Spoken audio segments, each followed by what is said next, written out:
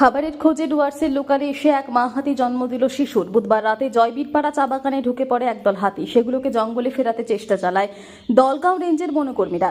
সেই সময় জয়বীরপাড়া চা বাগানের ক্রেস হাউসের সামনে ভোর রাতে শিশুর জন্ম দেয় মা হাতি। এরপরেই চাঞ্চল্য ছড়া এলাকায়। হাতিটি জন্ম দেওয়া শিশুটিকে নিয়ে ওই এলাকায় চা বাগানে ঘোরাফেরা করতে থাকে। এরপর বনকর্মীরা তাদের নিরাপদে জঙ্গলে ফিরিয়ে নিয়ে যায়।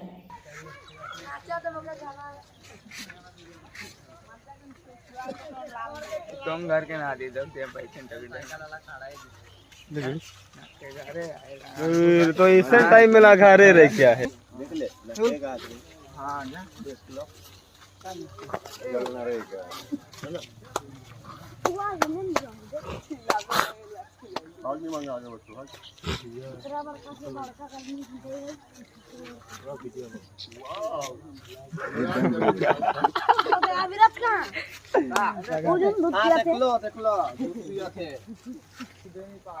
दूध हुआ का है पति नहीं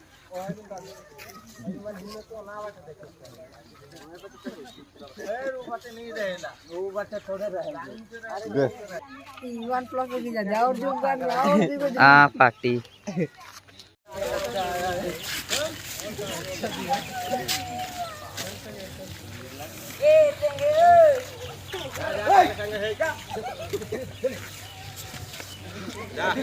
उसमें